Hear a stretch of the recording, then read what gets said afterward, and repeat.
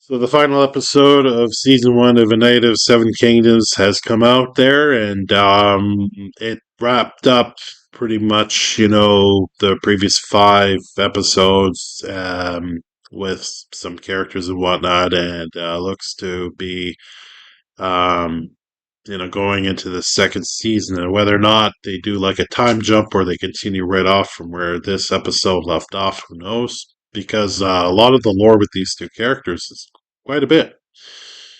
As far as I know, they changed a minor thing from the book, characterization wise. In this episode, there are not many standout moments, but there's a characterization reveal that's quite interesting. Um, and I am really looking forward to the next season there. And it is great that we have shows like this on HBO primarily, like this one and It Welcome to Derry, which I keep harping about, of course, because I love it. Um, where like other streaming services, unfortunately, don't have an abundance of newer shows that are worth watching. And it is awesome that we can have a show like this. I know it's Game of Thrones, and Game of Thrones really. I haven't watched like I watched the first season of House of the Dragon, but I don't really remember a lot of it. So I can't say much about that show, but the main Game of Thrones in this season here, A Night of Seven Kingdoms, is fantastic TV, and this is what TV should be, where you're focused on characters and storytelling, and have unique, you know, sets, and it's not all about the fighting, and it's not all about dropping f bombs, and it's not all about sex. Although those are in these Game of Thrones shows. Because that's what funny thing is, Game of Thrones I never got into because I watched the first season way back when it came out. I'm like, I don't know, right?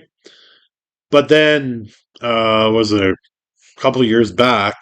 I watched the whole entire Game of Thrones seasons, and yes, the last season I could see why people got mad at it, but overall, I thought it was fantastic TV viewing, which doesn't come around too often.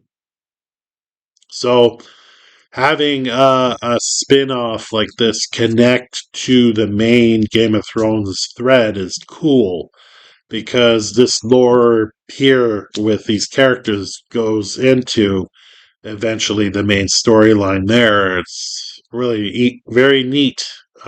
So with this show, it actually kind of has me interested to go back and watch the House of the Dragon show, uh, from the beginning,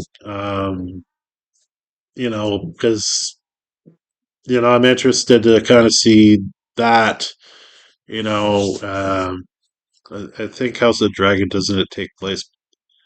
It's like well before this, I think. I don't know. I have to look up that. But I'm looking forward to the next season, and it's great to have a show where you look forward to the next episode there. And because we don't get a lot of these type of shows nowadays, it is awesome to at least have one or two where we can look forward to the next season or the next episode, like Dexter Resurrection season two. Looking forward to that. Welcome to Derry season two. Looking forward to that. So awesome. At least there's a few TV shows that are worth a damn compared to the slop that's currently out there these days. Primarily, like there's a lot of these doctor shows. My wife watches all those doctor hospital shows. I'm like, not for me. But each their own, right? But yeah, watch this if you love Game of Thrones. There, it's a great six episode start for the season there, and Duncan Egg will be back. So cool beans, man. Cool beans.